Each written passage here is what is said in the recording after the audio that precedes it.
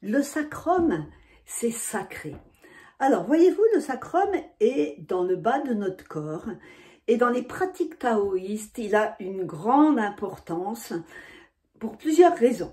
Alors, tout d'abord, dans cet espace de notre corps, eh bien, nous avons toute la sphère urogénitale et par rapport à la gynécologie, en fait, c'est déjà 25% de l'énergie de notre corps qui va être gérée dans cet espace-là. Hein, donc, quand je dis gérer, c'est par rapport à la production de spermatozoïdes et d'ovules, hein, qui prennent 25% de l'énergie du corps. Et ça se passe ici.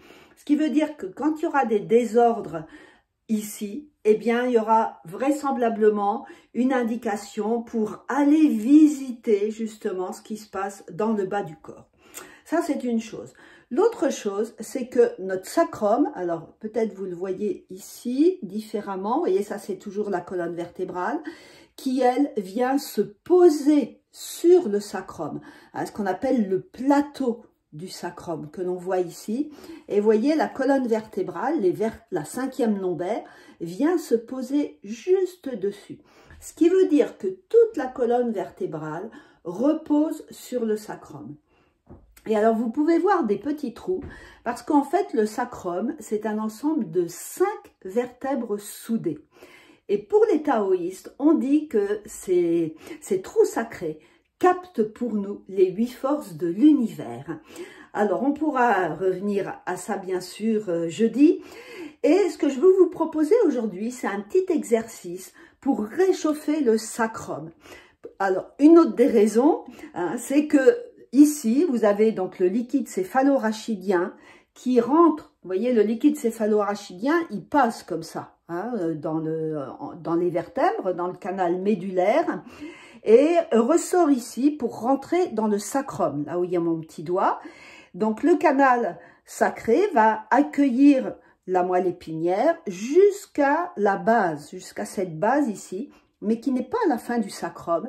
Et donc, les derniers nerfs, hein, vont arriver jusqu'au coccyx. Et c'est pour ça que ça fait très très mal quand on tombe sur le sacrum. Alors, un petit exercice qui va nous permettre d'accélérer l'énergie dans l'orbite microcosmique et aussi qui va aider le liquide céphalorachidien à circuler vers le haut. Alors, ce petit exercice, il est très simple. On va mettre les mains comme en prière, comme ça.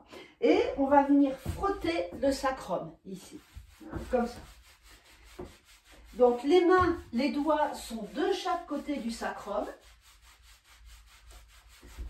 D'accord? Les doigts sont de chaque côté du sacrum, c'est-à-dire frotte, si je montre ici, hein, les doigts, ils frottent comme ça.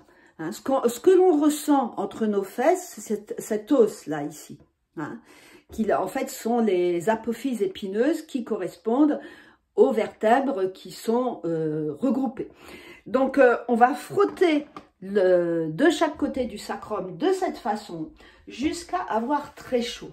Donc, on y met vraiment de la puissance parce que, 1, ça réchauffe le sacrum et 2, ça réchauffe tout le corps. Et en hiver, par exemple, quand on a un petit peu froid ou si on est assis longtemps, qu'on a manqué d'activité, hein, de mouvement, eh bien, on peut frotter de cette façon le sacrum. Et pour ceux d'entre vous qui connaissent bien l'orbite microcosmique, eh bien, vous allez tout de suite sentir l'énergie qui remonte vers le cerveau. Voilà, on en dira bien plus long jeudi, hein, évidemment, on aura le temps. Donc d'ici là, eh bien, frottez votre sacrum et je vous souhaite une bonne semaine. Allez, à bientôt, à jeudi.